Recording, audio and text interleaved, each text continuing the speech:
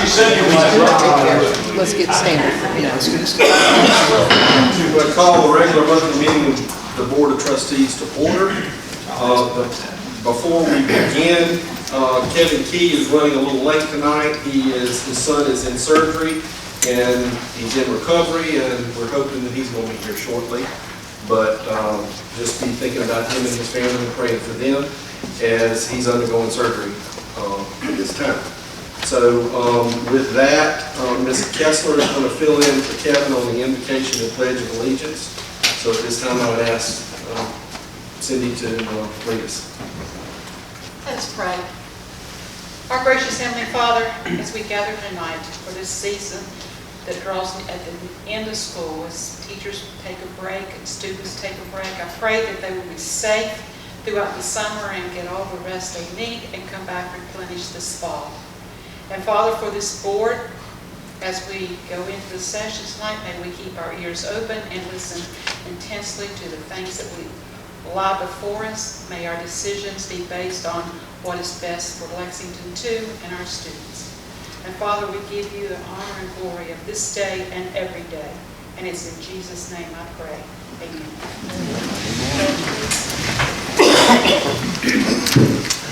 I pledge allegiance to the flag of the United States of America and to the republic for which it stands, one nation, under God, indivisible, with liberty and justice for all. Thank you. Thank you, Ms. Kessler. Next item on our agenda is the consent agenda. Without objection, the consent agenda will stand approved. Next is public participation period. We have no one signed up for that this evening. So we move to report on honors and accomplishments of students and staff. We don't have any tonight.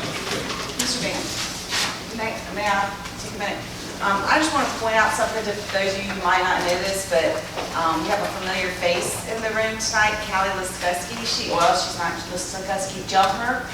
And she is obviously working with Jake as a law clerk. She's just finished her first year of law school. But what you may not know is that we're really super proud of her because she is one of our own.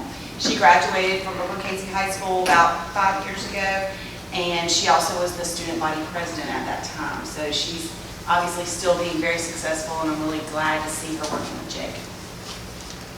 Well, all right. Next we move to unfinished business. The first item on the agenda would be the second reading of the 2019-20 proposed general fund budget. Mr. Chairman, members of the board, Dr. James, we have reviewed this budget is the same as what we presented to you at the first reading. I'll be happy to go over any questions that you may have. Otherwise, it would be the administration's recommendation that this budget be approved and that the millage rate be set at 150.72 mils for operating and 79.50 mils for debt service. At this time, I will entertain a motion. I'll make a motion to approve the second reading of the 2019-2020 proposed general fund budget. Okay, we have a motion. Do I have a second? Second. I have a second by Ms. Kessler. For discussion. Yes, Ms. Kessler. Dr. James, because we had a lengthy discussion at the workshop, and we understand the purpose for the millage increase and what the future of Lexington 2 looks like at this point. So I'm asking you formally at this meeting if you would write out a detailed description and procedure document outlining the long-range plans for Lexington School District 2, so that we will have that now and for the future.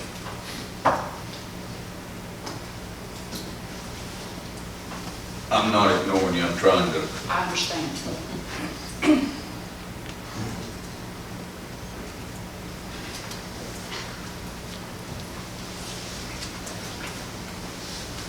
In short version, you're looking for a long-range plan. That you presented to us in January, so that we've got it down for whomever follows years from now. Thank you, sir. Yes, ma'am. we'll be glad to do that. Ma'am? Ms. Counselor, are you speaking to the building Yes. program? Yes. Well, that has to do with our budget. Right, yeah, That's but I why the millage increase, that's why we're looking at that, and that's why I said to live with the millage increases, because the future of Lexington 2 is bright, and we've got to keep it that way. And that, their proposal to this board, to me, was an excellent job, and I think if we follow that plan, we're going to be on target for many, many years when we're all dead and gone. But we have to have it in writing for the next people. And that includes, Ms. Kessler, as you're very much aware, the movement to smaller classroom, teacher-pupil Yes, ratio sir. is 21 in elementary and 23 at middle and the high school. Yes. So, Basically, I just need your outline. I would like to have a copy of your outline, and I would like to be part of the minutes so that the next people. so that you can hold me accountable. Yes, ma'am. It is not you, because I think if we could get a couple more years out of you, we're going to be good. But I'm worried about 5, 10 years from now, that we stay on the right track. We will give this board everything that Don and I both have put together. Thank you, sir. Yes, ma'am. Ma'am. Dr. James, apparently there is a state, as you know, class size number of what our class sizes should be. Do we meet, are we meeting those under this budget with the numbers that y'all have projected? I mean, are we meeting or bettering them? We're under. The class size in South Carolina is still higher than we are anywhere. Yes. I just want to make that clear for everybody, because I know that As a matter of fact, one of the representatives talked in terms of, and I don't know which area they came from, I remember reading in the paper, they were talking about reducing class size to 30 to 1. We weren't 30 to 1 this year, but with our class size reduction, we will be exceedingly below. What this board has done with this budget is unprecedented as far as numbers in classrooms. And the idea is teachers will be able to teach, and there'll be better classroom intervention rather than pull out it. If I'm an elementary teacher and I'm teaching 20 kids, it's much easier for me to identify who needs my help and who's moving on than it is if I have 25 or 28 Utah. Those few kids make a big difference. And so we're well under the state numbers, yes, ma'am. Anyone else? So, yeah, expand on that just a little bit. What are the numbers for the middle school and the high school? Is it the same? No, ma'am, because they're set up differently. What we've done is we have said that our overall target for middle school is 23 to 1 in the classroom, and we want to make that a reality in every classroom. But our first blush at this is that we're at least going to have that as an average. At the high schools, what we've tried to do is figure out the number of people who are certified in core area content, and then the number of folks that it takes certified to operate a high school, because high school is different. You have a lot of people who are certified but not directly involved in teaching, and you have to have them. For instance, in our high school, you have 2, 3, 4 guidance counselors, where in an elementary school, I saw Jim sitting back there like Jim LeBlanc's got 1 guidance counselor. A high school's going to need more of those kinds of folks. You're going to have more administrators in the building in a high school.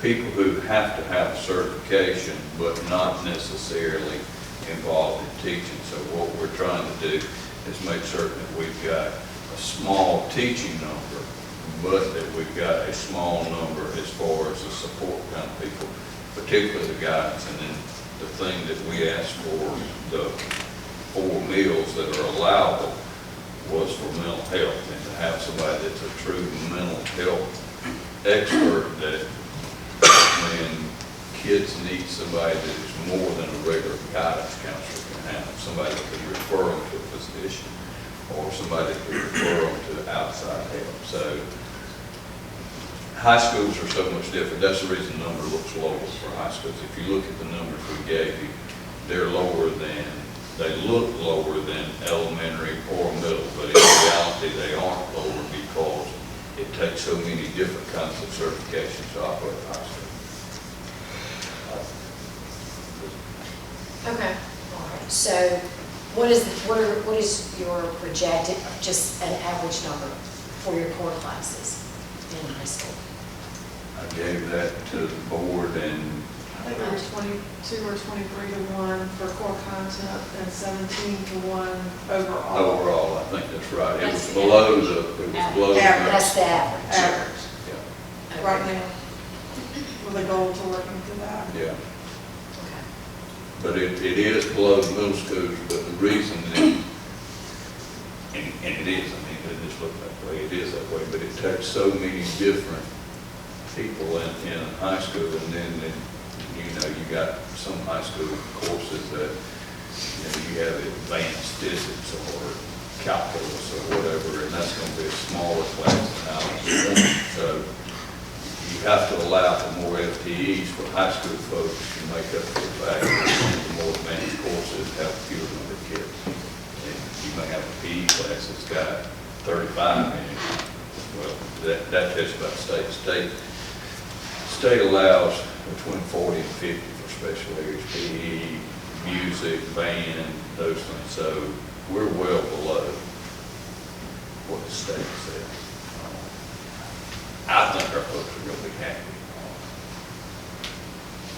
Well, while we're trying to get it like the averages, which I think the average is good, do we also just kind of mentally or either written somewhere have like maybe some non-negotiables of we know we're trying for this average, but we're not going to let any one class in our district get over like what are X? I don't, like, it's, I'm but I don't think we've watched that, and we've watched it constantly throughout the summer, and then the first 10 days of school, we look at attendance in every school every day, and then we look at it after that.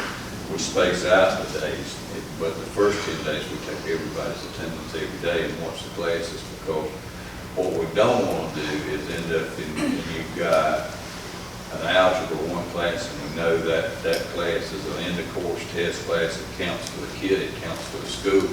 And all of a sudden, you got 32. Now, say South Carolina says 32 in that class, but we don't want that, because I really, truly don't know a math teacher that could stand that. So, yeah, we look at that, and we have, and we'll continue to. But honestly, right now, the way our numbers are falling out, we're pretty close to our projections this year. We'll continue to monitor it. We'll continue to give you all copies of it. So. I just asked because we all have horror stories, Cindy, but I remember one year I was teaching 10th grade English, and first period I had 10 kids in my class, English 10th grade. 6th period, I had 32. And I still have nightmares. So I understand. that's what I'm saying, when we're looking at averages, you know, that's what I'm saying, like for English, definitely in math, those end of course ones that are tied to test score. At 21, I had 35 10th graders in biology and no lab tables. I was I understand. But no, we're watching. That's a big issue for us, is to make sure that class size is small. Well, I think that when, you know, the teachers who were raising issues and stuff back in the spring, that really, a lot of things what we all hear across the board through our state is not so much about money and these other issues, but things like class size, that just from a morale standpoint, mental standpoint, makes a huge difference to know you're walking into, you know, grade 24 essays rather than 30 some. Right.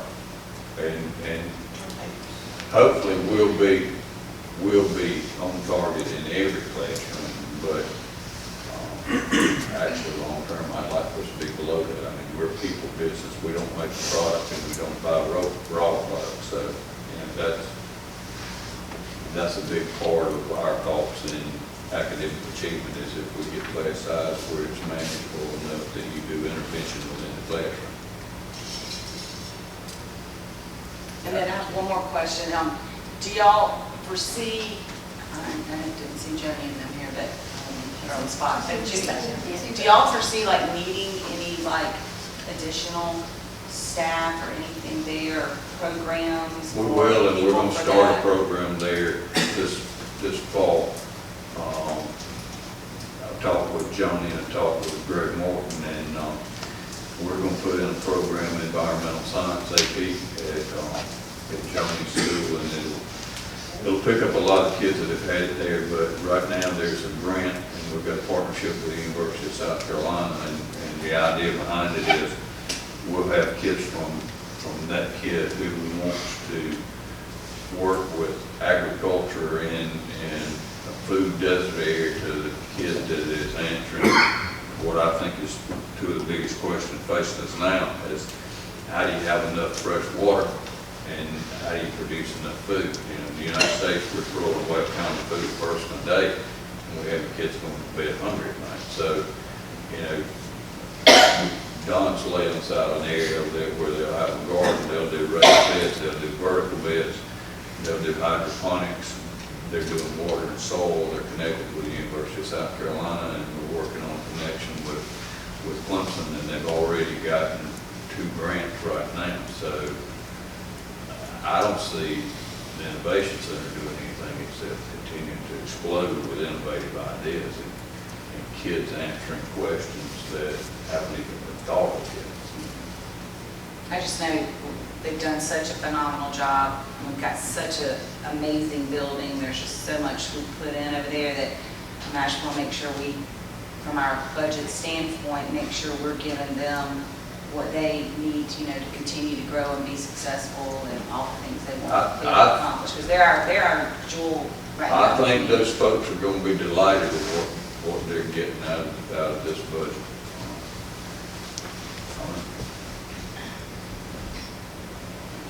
She's shaking her head, yes, or no? I said I was going to. She's behind. She didn't shake her head, yes. Okay, all right.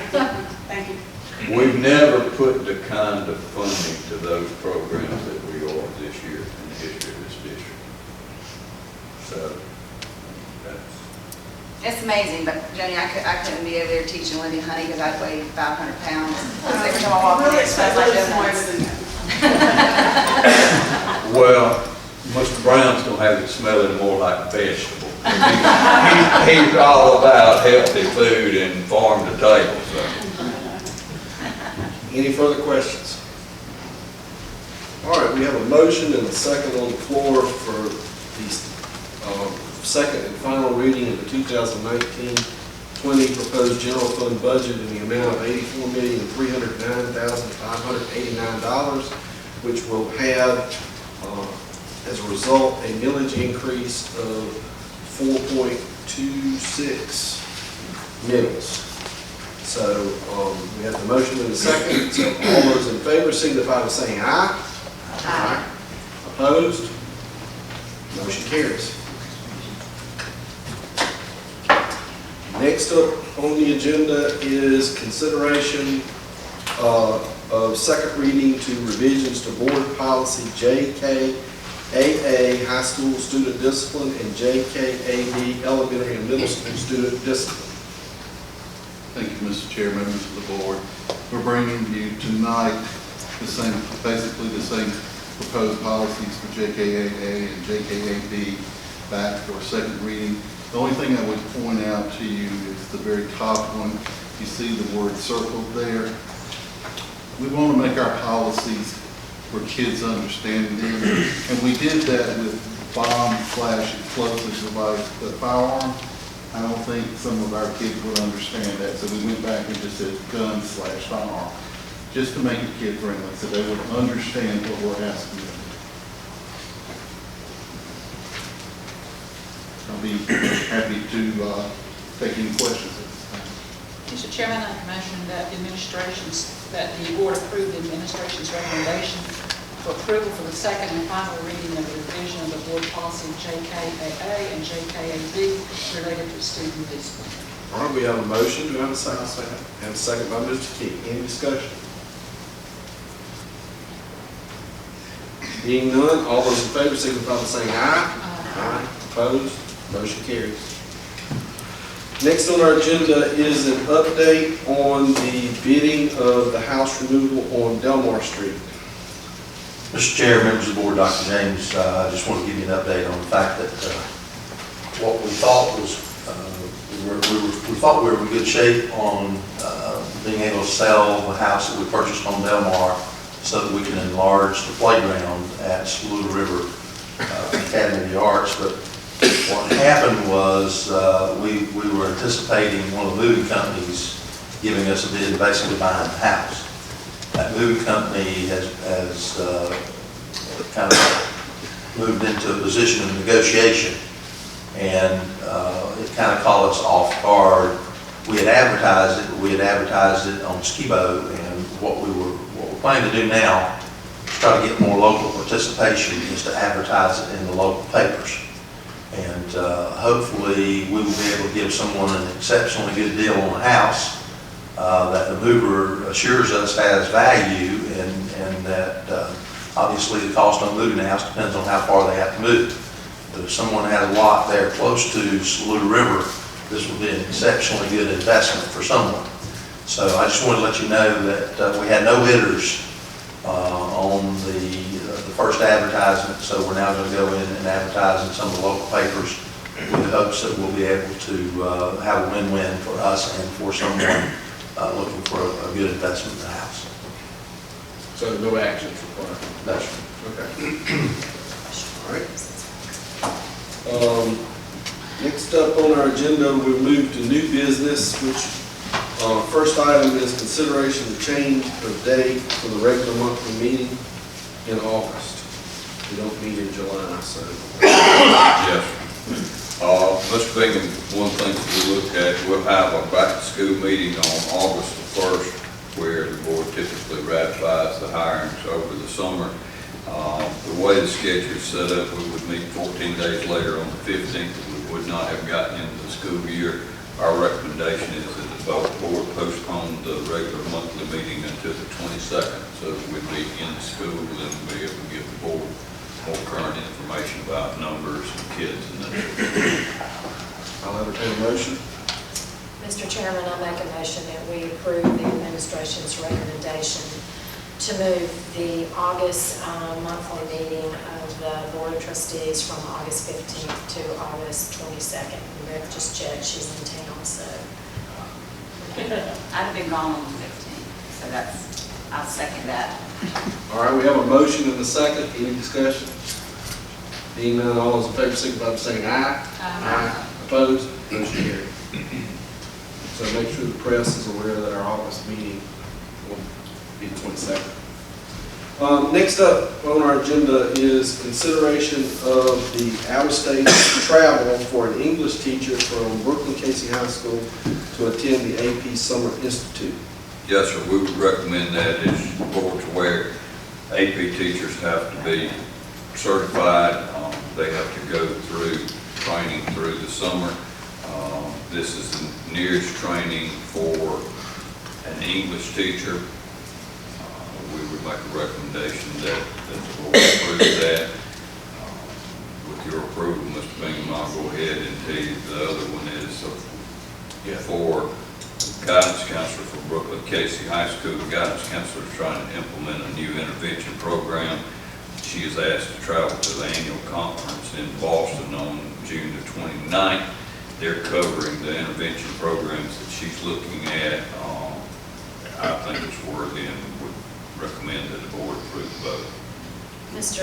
Chairman, I make a motion that we combine items B and C and approve the administration's recommendation for the out-of-state travel for the English teacher and the guidance counselor for Brooklyn Casey High School.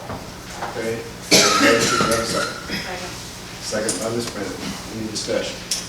Mr. Bingham? Yes. I do.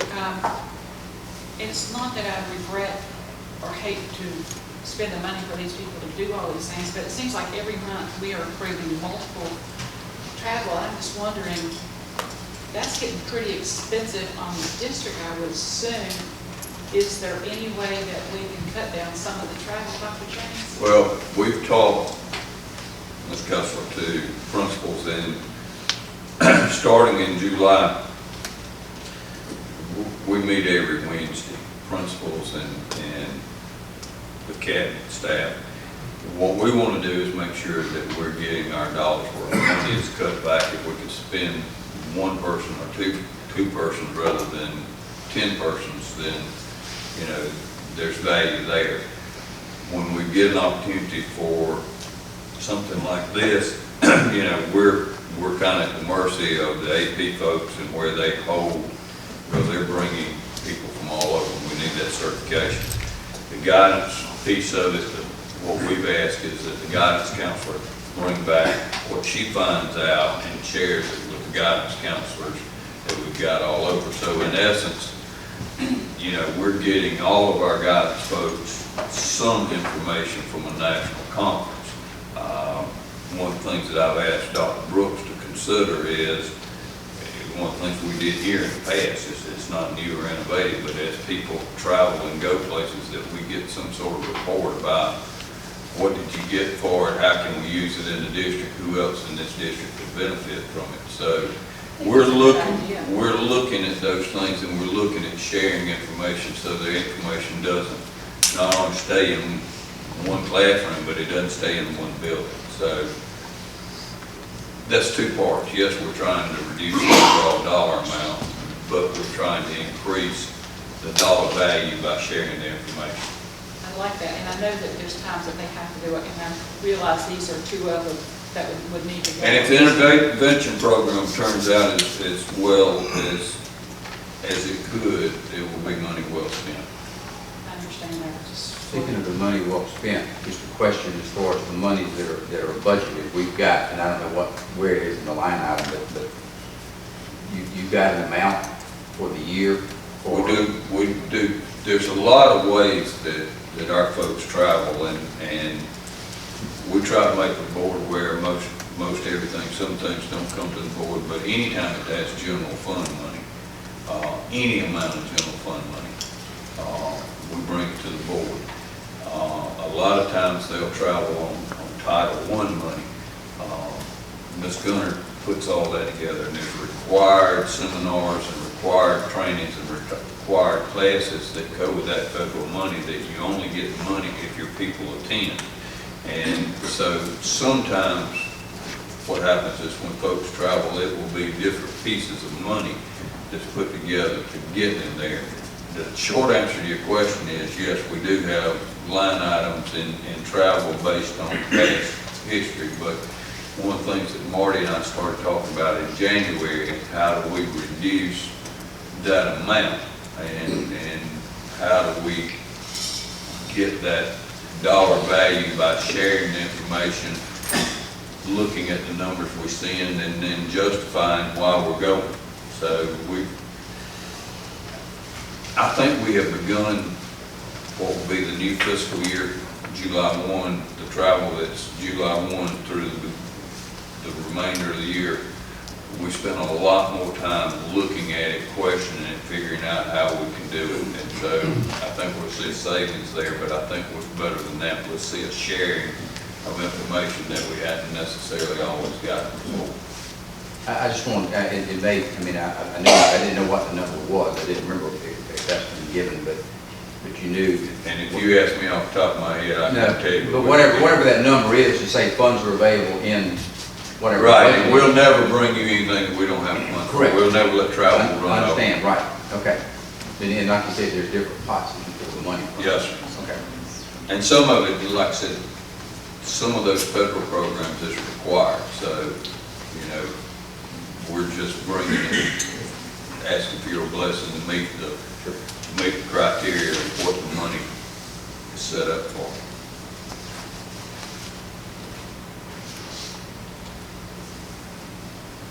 Anybody else?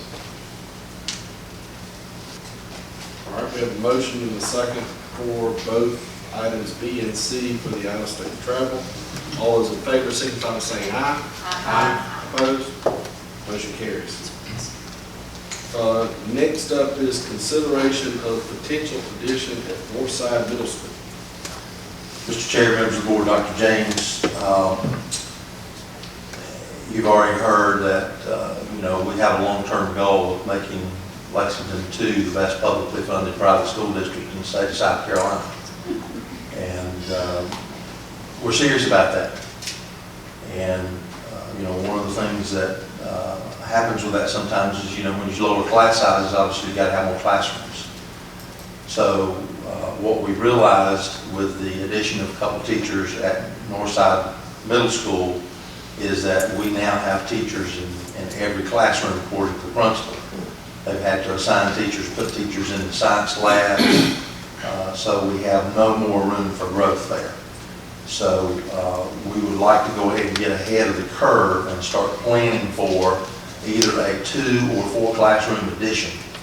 Our goal would be to do 4 classroom addition, but definitely a 2 classroom addition, which we would plan to pay for through CPIF funds down the road. So our goal, our request right now would be for you to approve for us to go ahead and proceed with some schematics and planning for an addition at Northside Middle School. Motion to approve the administration's recommendation to plan for additional classrooms at Northside Middle School. Have a motion, do I have a second? Second by Mr. King. Any discussion? No idea of general amount. How much money? If you're looking at 4 classrooms, you're probably looking at around 1.3, 1.4 million. The initial planning would just be the schematic, you got a footprint of the building. Okay. Yeah, we want to do some studies of, of electrical, sewer, everything, and just make sure, water capacity, make sure that, it's economical to do it. And then we want to start looking at how to pay for it and actually just make a long-term plan of when we think we might be able to do it. Right now, they're asking for a portable to be put out there just in case, and we're trying to get out of the portable business.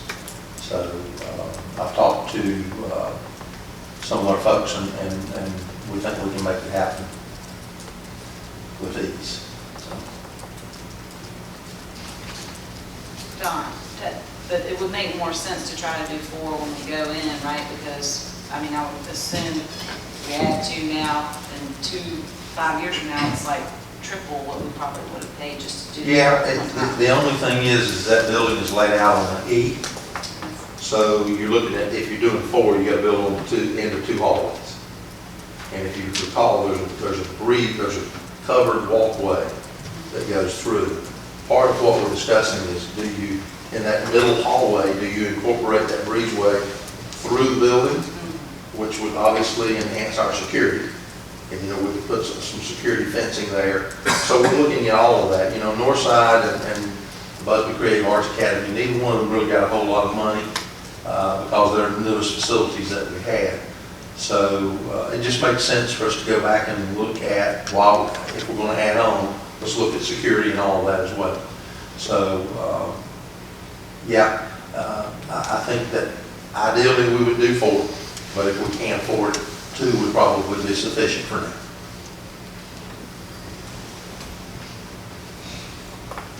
Any other questions? We have a motion and a second. All those in favor signify by saying aye. Aye. Opposed?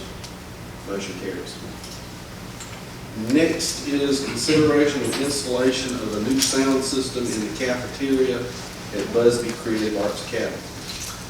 And once again, with our goal to be one of the best school districts in the area, we have a Creative Arts Academy that the sound system is not as good as it probably should be. So we would like to go in and improve the system that we have there.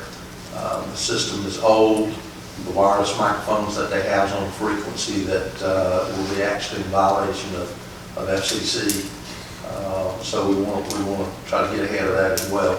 So we're asking you to award the contract to Gaddis Pro Audio in the amount of $61,794. And that's Gaddis. Gaddis Pro Audio. They've done several of our sound systems in some of our newer facilities. I'll entertain a motion at this time. Motion to approve the administration's recommendation for a new sound system in the cafeteria at Busby Creative Arts in the amount of $61,794 awarded to Gaddis Pro Audio. Have a motion, do I have a second? Second. Second by Mr. King. Any discussion? The sound system, Don, is, I mean, and it's, what happens to the old sound system? It's obsolete. Okay, it goes away, and this is essentially it's a replacement then? Okay. Any other questions? Don, could you elaborate on exactly what are they going to do in terms, I mean, they're going to put speakers and microphones? So they are going to put new amplifiers in the back, digital processing, 16 wireless mics. We're going to take all the LED lighting down, I mean, all the old lighting down, put new LED lighting up, put a projector in there. So it's really nice. You can operate it on a tablet, so you don't need to kind of be there with that. It's very similar to the system that we put at Slough River Arts Academy. And, So it's not just sound, it's also light? That's right. Okay. Sound, lighting, and projection, yes. Okay.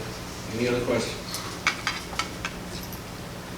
Okay, we have a motion and a second to approve Gaddis Pro Audio in the amount of $61,794. All those in favor signify by saying aye. Aye. Opposed? Motion carries. Next up is consideration of Springdale Elementary School tricycle path around the new kindergarten turf. Yes, Mr. Chair, what we did at Springdale was we took a look at the kindergarten playground and we felt like we could, again, do better.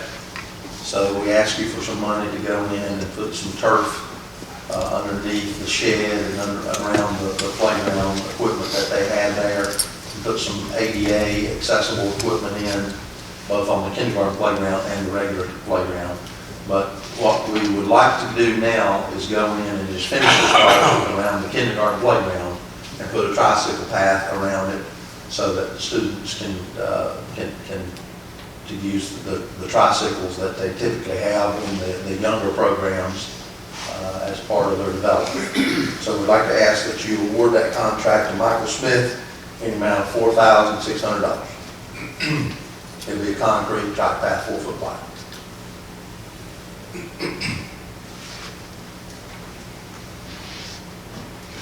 Motion to approve the tricycle path around the new kindergarten at Springdale with turf awarded to Michael Smith in the amount of $4,600. Have a motion, do I have a second? Second. Second by Ms. Wood. Any discussion? Don, is that tricycle path, what's it made of? What's it? Concrete.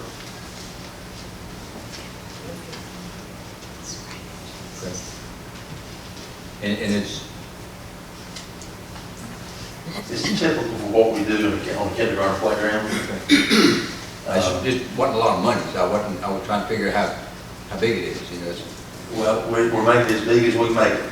And Mr. Cooper's done a good job of getting us some competitive bids on that. So I'm not complaining it's not a lot of money. I understand.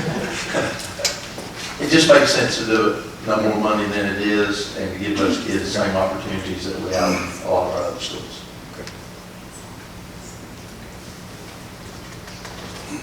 Okay, any other questions? All right, we have a motion and a second to award the contract to Michael Smith for $4,600. All those in favor signify by saying aye. Aye. Opposed? Motion carries. Next up is consideration of stage curtains for Pine Ridge Middle School. Mr. Chair, when we built the new cafeteria at Pine Ridge Middle School, the architect did not include stage curtains. And with it being middle school, we just felt like, you know, they may want to do a little production of some sort, so we wanted to go back in and look at installing some curtains. So we've gotten with the administration, and we called everybody that we knew that we could find that installed stage curtains, and really we only have 2 people even interested, and one of them didn't end up giving us a bid. But at this point, we'd like to ask that you approve of awarding the contract to Georgia Stage in the amount of $10,651.85. Mr. Chairman, I make a motion that we accept administration's recommendation to award a contract on curtain hanging, stage curtains to Georgia Stage in the amount of $10,651.85 to be installed at Pine Ridge Middle. Have a motion and a second. Second. Second by Ms. Reed. Any discussions? All right, being none, we have a motion and a second to award a contract to Georgia Stage in the amount of $10,651.85. All those in favor signify by saying aye. Aye. Opposed? Motion carries. Next is consideration of bids for the Community Education Center parking lot. Mr. Chair, what we have now for our evening programs, especially at the Community Education Center for adult education, we have people parking in a grass field. And again, we just feel like we can do better than that. And the director there has some grant money, and we'd asked you previously to allow us to go ahead and design the project. And at this point in time, we'd like to ask that you award that contract to Bullock General Contracting, BULLOCK, in the amount of $72,300. Mr. Chairman, I make a motion that we approve the administration's recommendation for the Community Education Center parking lot to Bullock Construction in the amount of $72,300. I have a motion, do I have a second? Second by Mr. Keith. Any discussion? Being none, we have a motion and a second to award a contract to Bullock Construction in the amount of $72,300 for the parking lot of the Community Education Center. All those in favor signify by saying aye. Aye. Opposed? Motion carries. Next is consideration of action on Waltboro Street. Yes, Mr. Chair, we have with us obviously our attorney, and there's been a lot of discussion about whether or not we want to keep Walterboro as an open thoroughfare through right beside Fulmer Middle School, or if we want to close that road for the safety of our children. And at first, we felt like that the transportation department was basically not going to allow us to control the road like we felt we should be able to. And originally, we felt it was not a good idea to make the investment to pave that road. But now, DOT has actually come back to us and they have asked us to close it so that we can maintain that road and do what they and we feel is probably the best thing for the school.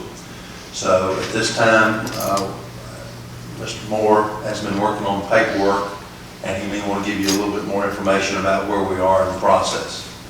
We have secured the appropriate signage, which has to be used to post the road before you can file the action. Don has assisted us in securing the plat, so we have the plats necessary in order to file the action. Assuming we still have your directive to go ahead and close the road, we are going to be picking up the signs from the Department of Corrections, I think, tomorrow. Callie here is helping us get the Department of Transportation to actually help us get the signs posted. The signs are costing us, I think, $122. Those signs should be posted by the first part of next week, we hope. Once the signs are posted, we wait a period of time, then we are in the process of filing our action to close. I would hope to be in a position from start to finish to have that road closed in approximately 120 to 180 days from now. The paperwork is all together, it's all prepared. Everything's been done that can be done. As long as you tell me to continue moving forward, I'm moving forward. Do we need a motion? I would appreciate just something which says that you make a motion to direct me to continue the actions to close the road. I make a motion that we accept administration's recommendation and our district attorney's recommendation that we authorize him to continue efforts to close Walter Street between Fulmer and Airport High School. Okay, we have a motion, do I have a second? Second. Second by Ms. Wood. Any discussion? We accept it as is. That's the way you always accept it when we do. Yeah, it would cost to repair that and to repair that. We're repairing it now, and down the road, there'll be a long-term plan to totally pave it.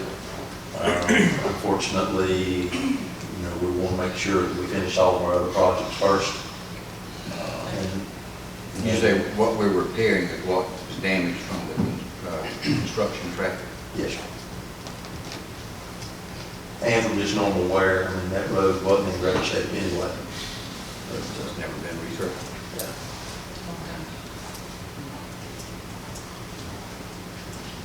All right, no further questions? We have a motion and a second to authorize Jim to continue the action to close Waldeboro Street. All those in favor signify by saying aye. Aye. Opposed? Motion carries. Next on the agenda is consideration of the Brooklands Casey High School concession stand fire hydrant. Mr. Chair, this one is, this is one of those that I kind of hate to bring to you, but I have to. When we had the architect and design team, we all got together and met with our local fire department.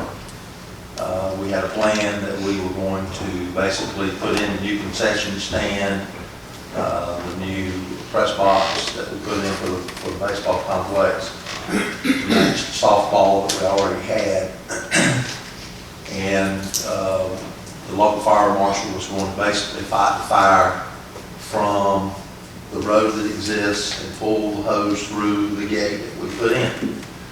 Well, unfortunately, the powers that be, state fire marshal and office of school facilities, would not accept that.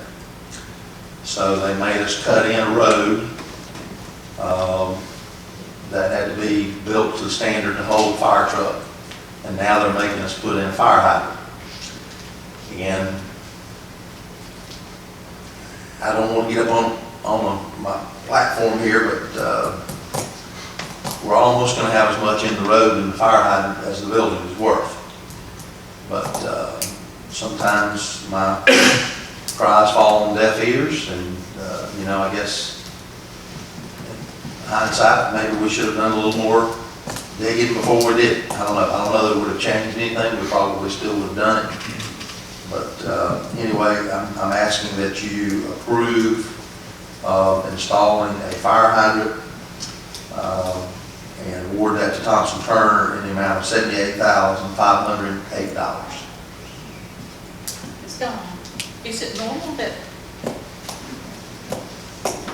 the property owner have to put in a fire hydrant? Yes, ma'am. Mr. Chairman.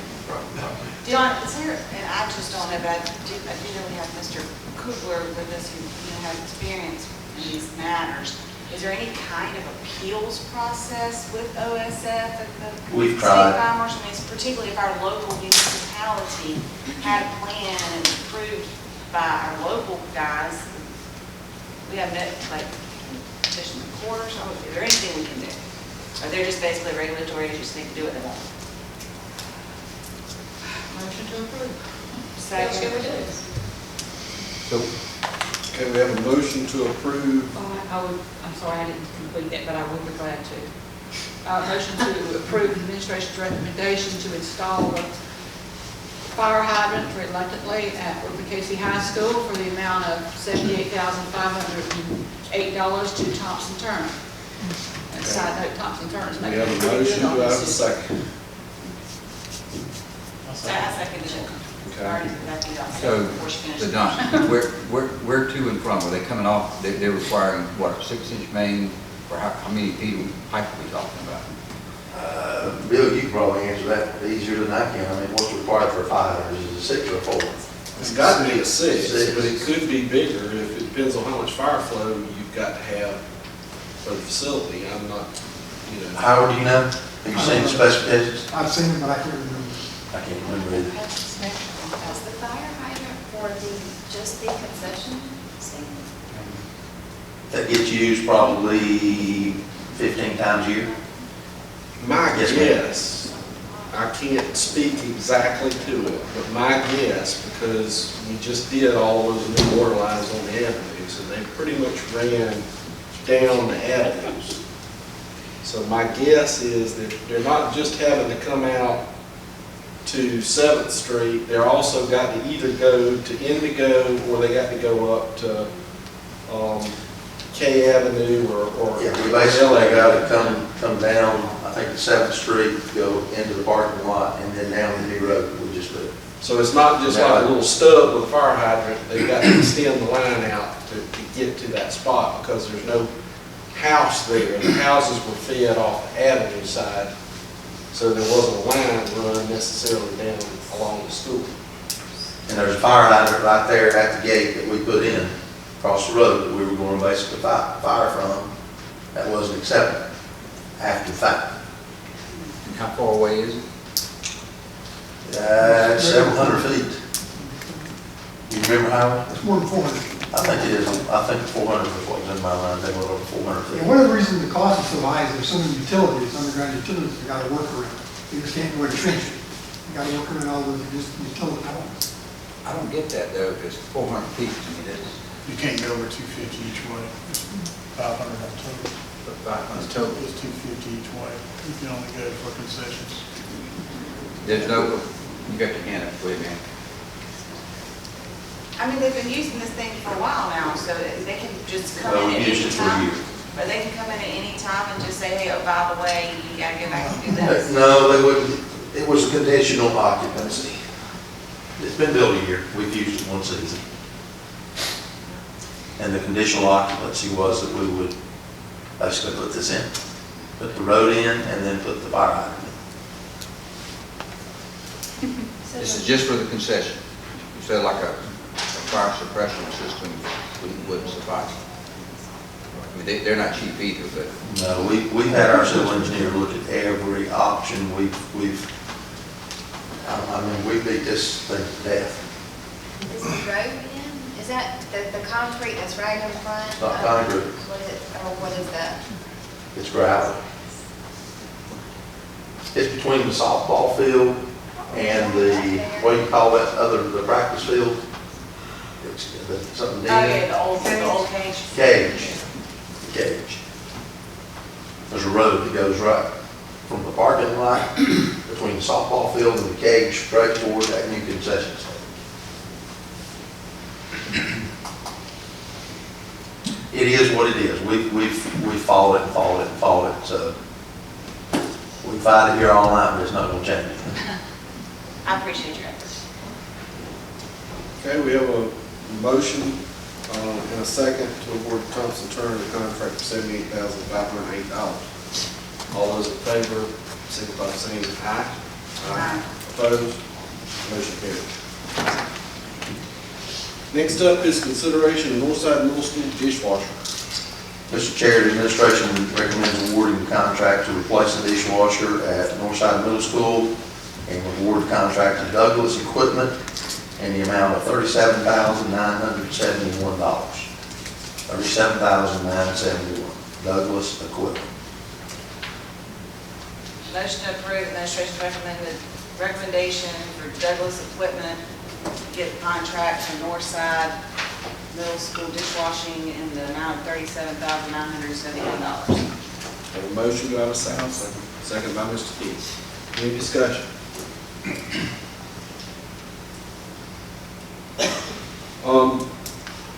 On this done, I know in the past, what we have done is, while we do provide the facilities for food service and that sort of thing. And I'm assuming this is a dishwasher for that. But what we've done before is we've expected the food service account for that to start to cover.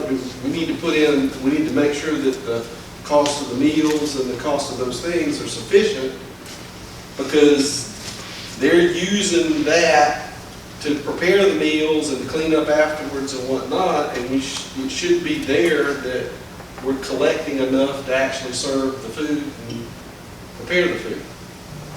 So somebody. We did not request a meal price increase this year because we did have a positive fund balance, so there would be funds sufficient to purchase this. And also, the State Department has offered food service equipment grants the last several years, and they have taken advantage of that. And so we have been able to purchase equipment using grant funds I know we've bought either 2 or 4 pieces of equipment in the last couple of years. So they are taking advantage of those opportunities, but there again, we do have a positive fund balance, so there would be money to buy them. I would suggest that we fund this from the food service account, and if we need to make adjustment to the price of lunch, we make those adjustments. But this is the kind of thing, the stuff that's actively preparing the meals and cleaning up afterwards really should be paid for by the food service, by how much people are paying for lunch. And we have enough money, we're positive, which is unique for school lunches. We have. Well, it's not anything new. We did this before, whenever we did some of the remodeling at Davis and whatnot, the actual kitchen equipment was furnished out of that account, not by the debt service fund. We can do that. I think this, if I'm not mistaken, this is in the CPIF budget, but we can certainly switch the funding to the food service account if you like. I'll take that as a friendly amendment to my motion that we take it out of the food service account. To be taken out of the food service account in it. Okay. You okay with that amendment? It's my second. All right, everybody clear on what we're talking about? Yes. Okay. Any other questions? Being none, we have a motion and a second to award the contract to Douglas Equipment in the amount of $37,971 for the dishwasher at Northside Middle School to be funded out of the food service account. All those in favor signify by saying aye. Aye. Opposed? Motion carries. Next is the consideration of access control installation at Airport High School. Mr. Chair, again, as part of our security measures, we have, postponed doing work at the 2 high schools because we knew they would be the most complex. But I'm happy to bring to you tonight the price of $50,426 to be awarded to A3 Communications as part of the work that we're doing out there right now on 700 Hall and closing those breezeways. You take DC. Yes, go ahead and tell us what the BC number is. Broken casing number is $53,695. Same company, correct? Yes. Airport was 50,000 for what? $50,426.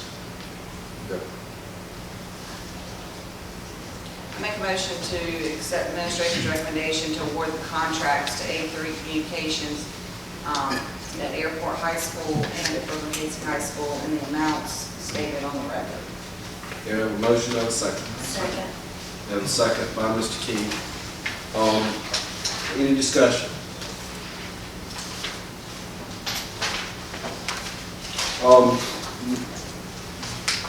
The access control, will it be on all doors? Is that? No, we basically, what we do is we try to evaluate the school and figure out what doors would be propped open or a piece of rock put in it to keep it open, and that's where we put our access controls.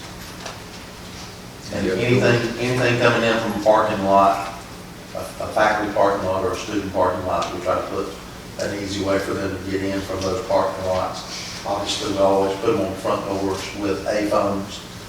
Both of these schools will have more A phones than what you have at the elementary schools, simply because, again, you go out one building and come in, and if a kid gets locked out, we want to make sure that there's a way for them to push a button, talk to someone, and be able to get back into it.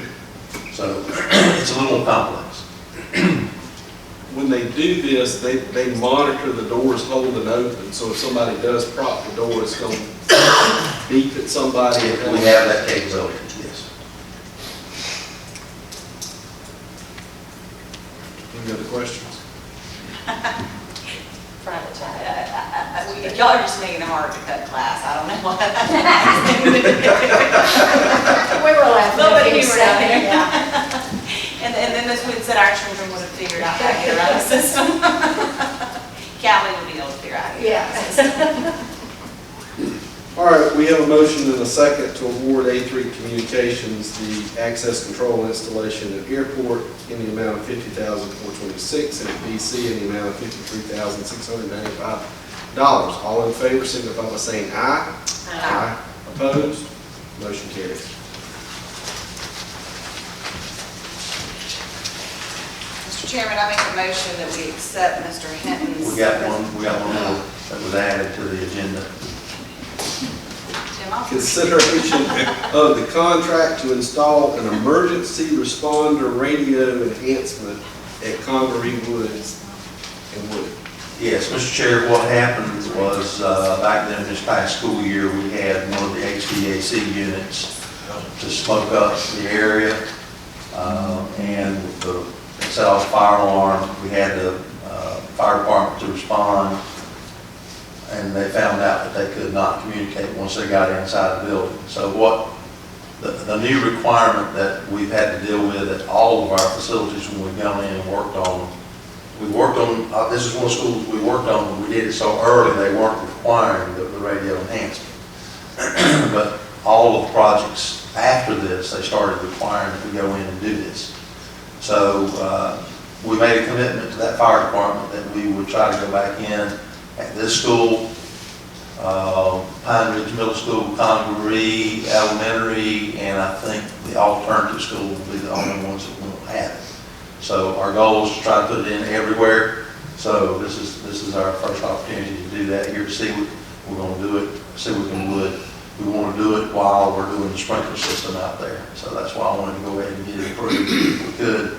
So we'd like to award the contract to Thompson Turner in the amount of $53,284. $53,284. Mr. Chairman, I make a motion that we approve the administration's recommendation to install an emergency responder radio enhancement system at Seaweed Wood to Thompson Turner in the amount of $53,284. Okay, I have a motion, do I have a second? Second by Mr. Key. Any discussions? What schools did you mention still need this done? I would make sure I'm right, but I think it's Pine Ridge Middle, Congaree Elementary. I said there was another one. Alternative school. Wasn't there one more? Maybe this was the fourth one. I was thinking there was 4 schools. I think that was it.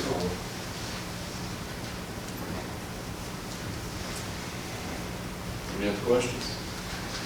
All right, we have a motion and a second for the contract to Thompson Turner in the amount of $53,284. All those in favor signify by saying aye.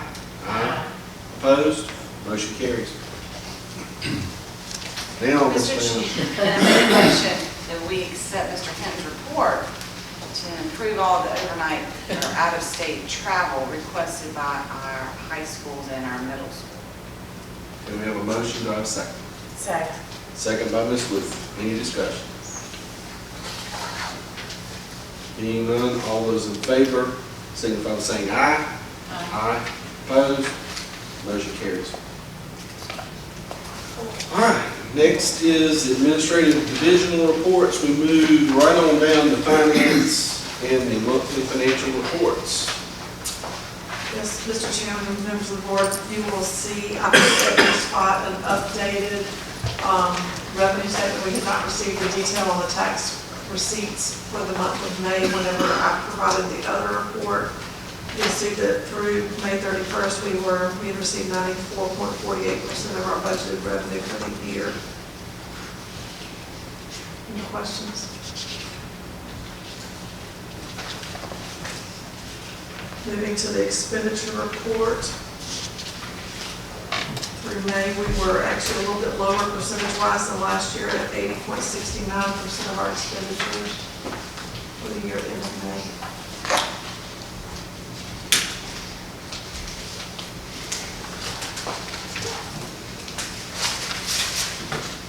So what that would indicate is we should be positive, look like we're going to be positive end of the year. Because if we spent less than we did last year, and we're taking in more than we did last year, then We anticipate adding to the fund. Yes.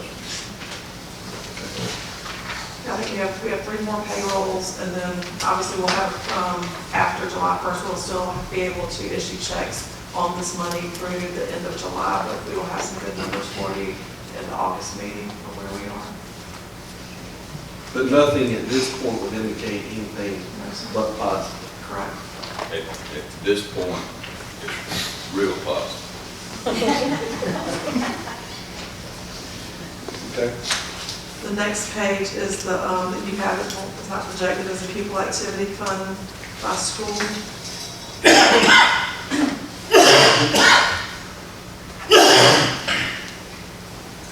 And the final report is the capital project commitments. And we've had to cover some expenses that were still coming in, that were not anticipated whenever we put this together. We've had some, few more expenses at the Innovation Center. You know, we made the commitment to Airport High School at the last meeting, the $700,000. We feel pretty good about these numbers where we are today. But things do continue to come up from time to time, so you'll see a little bit of variation month over month.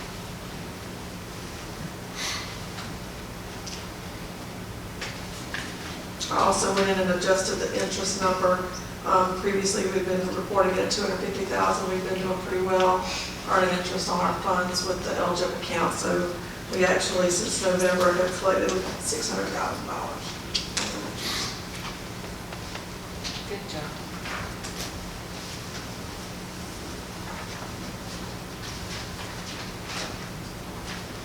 Okay. Any other Any questions? questions? Thank you. Without objection, the monthly financial reports will stand approved as presented. Next, construction update. Mr. Chair, we, again, I'll give Mr. Cooper and Ms. Joseph credit because they spend a lot of time on putting this together, and I get a chance to proofread usually at the end. We got still got a lot going on this summer, and I really do appreciate the staff that I have, and they're very competent and do a good job. But we'll be happy to answer any questions you might have regarding the construction update. As you know, we're nearing the end of a lot of projects, and we're just kind of tying together a few loose ends. The summer's busy. Perhaps you could at least expand a little bit on the move we're going to have back to Fulmer. How are we, since we won't meet again until August, are we target with that, or? You feel good enough about dates, or you want me to start with something? Well, we started today. We emptied out the classrooms for the alternative school moving into Davis. We emptied out those classrooms. Tomorrow we'll move Pear or Newbridge Academy into Davis. We're kind of sequestering Fulmer stuff in there. As soon as we get occupancy around hopefully July 9th, July 12th, we plan to move mid-July, moving all the boxes and everything back into there.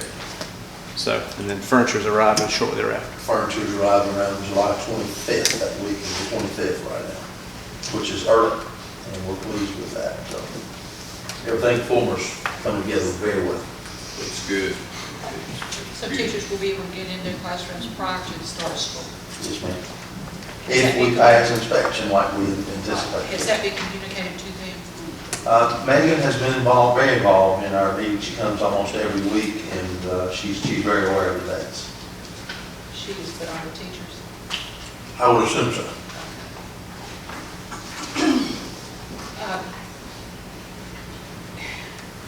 I know I harp on this all the time, but I don't understand how we're going to get the message across to principals. We've got, some of these facilities are being painted this summer. And just a month or so ago, I was in one of our bigger schools and going to the restroom, and there must have been 15 announcement sheets taped with duct tape to the walls and each stall in the bathroom. I think there's going to be a disciplinary process that you have to follow when you go by and inspect, and if principals can't follow the direction, or if the employees can't follow direction, somebody's got to get written up and in trouble for it. Because if we go and put that tape on brand new painted walls, and the entire schools, some of these entire schools are going to be painted, we're going to be painting not every 10 years, but every 3 years. And I'm telling you, there was 15 nice, beautiful signs, but taped with tape like duct tape and packaging tape. I'm seeing it too. It's And I every cringe school every I time go. I see it, and I try to pull the principal off the side and talk to them. In fact, there's some here tonight that I've talked to. But, And you know, write them up. it's a learning process, and, you know, they've been in old facilities, and it's gonna take a while for us to get there. But I'm not giving up on that one. Where that We're gonna tape get there. was a fairly new facility. Yeah. I mean, it was new. I want to compliment the administration too, because we talked about this, and I should have at the last meeting, but I didn't see it on here, so absence of mine. But the fencing that you put in and took it on down from the Innovation Center down past Busby, that is one pretty look right there. It really makes Lexington 2 look very nice. We've got to maintain the yard on the road side of the fence, but that really is very attractive. And again, I'm going to do a shout out to Bill McPherson and his staff. You know, some of you, I think, anticipated us coming in and asking for more people. But we've actually got to a point, and Bill, I don't want to speak for you, but I think we're able to now, with all of our new facilities and renovations, we're able to become more proactive rather than reactive. And, you know, they're going to maintain that even though it's in the SCDOT right of way. I think we have to do that. That's right. Now, it won't be cut every week or every 2 weeks like we're doing elsewhere every week, basically. But 2 or 3 times a year, we'll get in there and bush hog it and keep it to where we can see our schools. 2 or 3 times a year. That won't do it. Well, we'll monitor it. We'll keep it cut back. It looks nice. And you know, they're also working right now on, you know, we changed out LED light fixtures for all the fluorescent facility, the light fixtures in the district. We had a contractor come in and do that. And Bill's guys, again, are being proactive, and they're going through right now changing out mercury vapor lights in the gyms, exterior lights and things like that to LED. So, you know, I think overall, even though we've added a lot of square footage, I don't think our utility costs have gone up at all. So, we're very pleased Cost with the savings progress. with Dominion done, like through their energy, whatever you call it, program, where they offer incentives, what you're talking about, Jim, when you go to LEDs and going through. We got those up front. You know, that's part of, you know, we've been bringing you information. We've gotten almost $300,000 in incentive money to go with an energy efficient buildings. So overall, we're very pleased with, you know, we gave you a lot of statistics on how many acres of ground our guys are keeping up, how many square feet of building space, and they do a phenomenal job. And I'm really pleased with our maintenance staff. Okay. Any other questions on that? All right, we move to the disciplinary hearing report. Thank you, Mr. Chair, members of the board. Tonight I'm presenting you our hearing report. I hope the new format helps you understand it better, because we used to put it by the discipline code, and then we list all the schools that had it in that one box. And so I did it by schools this year, hoping to be clearer so you could see what's going on in here. It's helped tremendously us being a community center and doing all of this kind of stuff. We have a room dedicated to just here, which is a big thing. And I'll answer any questions you may have. Is this just category 1 listed? No, ma'am. And fighting is category 2. Ms. Rover, you weren't here last year when we were redoing the discipline policy, making changes, but we took some of the category 2s and made it a quicker path to coming to a hearing, especially with fights that are happening like cafeteria and commons areas and things like that, versus them having to have 3 fights before they come to a hearing, okay? Working on safety. Same thing we did with threats as well too, and bullying. So I expected the number of hearings to be more this year because of that. You expecting what now, Jim? I expected hearings to be a little more since some of the category 2s, but towards the end, I started seeing it finally take effect. It usually takes about 2 years when we change the discipline policy for it to become effective. So these numbers, can you compare these? You said there's been changes More hearings, from last about year. the same, okay? Okay. About the same with We've the got a questions. report on the out-of-school suspension days, kind of keeping track of how do we look like 1 year to the next. Kind of, that's a big judge for us. I mean, it's bad enough looking at high schools and junior high schools, and then as I read through this with elementary school, some of the, not as many, but. If you saw how I did the elementary schools listing each case, I think I'm gonna do that next year for the high school and the middle schools. I like that one, but I only got that idea towards the end. But I like it because you can see specifically what each case was and what we did with it.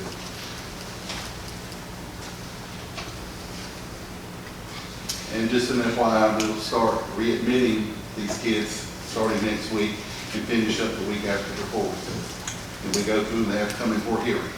And we go through what they did. And your policy, our policy says that if you got caught with drugs or alcohol, they have to complete the 408 Act. They'll have to bring that certificate in or we won't hold the hearing until they do readmit.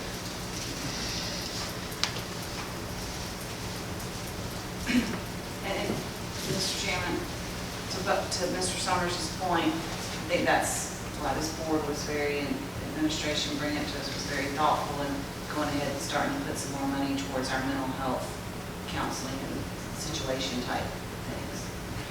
I think it'll make a tremendous impact.